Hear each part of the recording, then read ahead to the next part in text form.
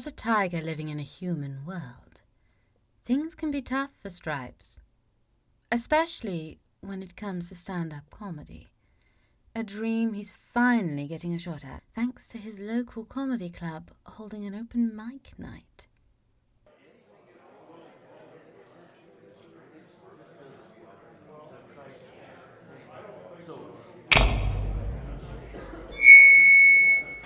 Hi. Hey, folks. I'm Hugo, but everyone calls me Stripes. So, yeah, let's get the obvious out of the way. First, I'm a big nerd. My shirt isn't Klingon. I know it's what you were all thinking. And, well, I'm a tiger. This is my first performance, so bear with me. When I was a cub, my mom, she's human, she asked me what I wanted to be when I grew up. I told her I wanted to try stand-up comedy. She said, "But you're not funny." Yeah, thanks, Mom. When I did my routine at my nephew's birthday party, they all laughed. She said it was nervous laughter. They were terrified of me. Still laughed, still counts. See, that's the thing. People see the claws and they instantly assume I want to attack them or something. I wouldn't even know how. You want to know the last time I used my claws? Yesterday, to open a bag of Cheetos. But anyway, back to my parents. When I told them I wanted to do stand-up, their reactions were very different. As I said, my mom's human, but my father's a tiger.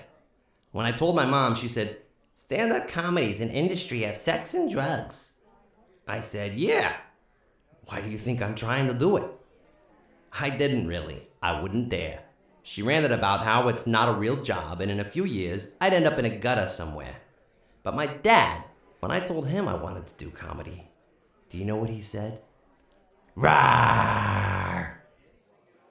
I told my roommate that joke earlier, and she said, typical male reaction. I was like, really? No, it's not because he's a man, it's because he's a tiger. But she didn't get it. She just looked at me blankly, trying to work out what I was saying, staring like a gazelle in the headlights.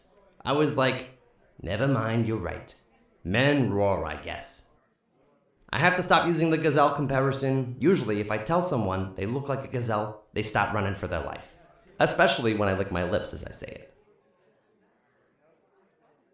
See, the trouble is, now that my dad is gone, I'm the only tiger in the family. I go to gatherings and people go to my mom and they be like, "You said your son was unusual. You weren't a lion." And then they wink at her and laugh to themselves. I always know what's coming. The corner of their mouth lifts a little, and I can tell they've got a pun coming. And I have to stand there and pull a face like, "Wow, that's so funny. Well done." I get it everywhere I go. I was in McDonald's last week when this terrified little kid came up to me with these big round eyes and said, "Sir, are you gonna eat me?" I was like, "Really, kid? I've just stuffed my face with a burger. Where were you half hour ago?" This guy shouted at me in the bar the other night. He said, "Hey, look, it's the king of the jungle." I said, "No, that's a lion." He said, "Well, at least he can run faster than any other animal." I said, "No, that's a cheetah." And he said, "Well, what the hell can you do?" Well, I can name every episode of Stargate Atlantis. I make a pretty good grilled cheese. It's not all bad, though.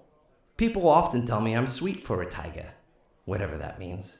They say I have the heart of a blue whale. I'm like, yeah, that's why I'm banned from the zoo. Speaking of, zoos are hard. I see all the animals stuck relaxing in the sun, free accommodation, eating 3 good meals a day. I think, man, what do I gotta do to get in there? Anyway, a bit about myself. I'm in college studying physics, of all things. Do you know what you call a tiger that understands physics? A physicist? Bet you were expecting something witty there. People don't call me that, though. Not because I'm a tiger, just because after 2 years of studying, I still know jack squat about physics. I was in class the other day when in walked my Uncle Terry, and I thought, damn, how long has he been teaching science for? Took me 15 minutes to realize it was just Mrs. McCluskey in a fur coat. My Uncle Terry isn't even a tiger. He's just a super hairy dude. Sorry, I got a hairball. When I first came to college, my human sister came to visit. She wanted to be the first to take me out on the town after I left home. We went to Juice. It's a really nice nightclub. The bouncer took one look at me and said, "You're not coming in here. We have a code." My sis went nuts. She called him a discriminatory ass and said just because I'm a tiger, I didn't meet their narrow-minded, outdated code, and they'd already made all sorts of unfair assumptions about me. The bouncer said it's a dress code, shirts and shoes. But I was dressed like a Mandalorian. In my defense, my sister told me to dress fancy. But what's fancier than Beskar armor? People always look at me weird when I say she's my sister. They're like, "So your mother is a human and your father was a recruitment consultant." Yeah, I never let them off easy. It's nice being at college though. Having a bit of independence in my own space. Well, sort of my own space. I share an apartment with 2 women. It was unusual at first. We weren't sure it was gonna work. They were worried I'd sneak into their rooms in the middle of the night and kill them in their sleep. I was worried the bandwidth was gonna cause a lag on World of Warcraft. But we made it work. They agreed to improve the Wi-Fi if I agreed not to eat them. Seemed like a fair trade. When they bring people back, they always call in advance and are like, "Can you hide the tiger away somewhere?" You know what tigers are great for? Camouflage. It's an essential survival tactic. Turns out, it only really works in the jungle, as my roommate discovered when she walked in with a date to see me standing in the corner with a lampshade on my head. Didn't work. Watching nature documentaries with my roommates, and it always gets to that bit. You know, that bit. And they look around me like, "Is that what you do?" And I'm like, no, of course not. I'd like to though. Got any single friends you can hook me up with?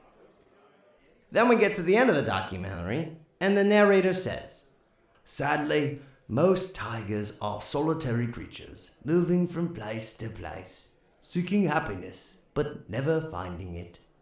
And then there's this awkward silence in the room as the credits roll, and I'm just sitting there like, "Bite me, Attenborough. Don't do me like that." Yeah, so, my roommate's parents came to visit last week. They were anxious, as they heard that, she lives with a tiger. I thought it would be funny to put a litter tray in our storage cupboard and tell them that was the bathroom. It was less funny when I had to empty it the next day. My roommate wanted to get a cat. I said, "Do you know how weird that is? What if I wanted to get a tiny human?" So we got one on a trial basis. It was going fine until we went away for the weekend, got back, and found the room in an absolute state. Fluffy had peed up the walls, scratched the sofa, and dug out all the plants. My roommate was like, "See, wouldn't have had this issue if we'd gotten a cat instead." The 3 of us went out to Starbucks the other day when Sylvester Stallone ran in, pulled my eye right out of the socket, then ran off apologizing, saying he needed it for a boxing match. Anyway, I think my time's up. I've been Stripes. Thanks for listening. I hope you all have a great evening. Stripes leaves the stage, overjoyed that he finished his performance. In the audience, there are a few nervous laughs, a whisper of a polite clap, but mostly just a lot of confusion around what's just happened.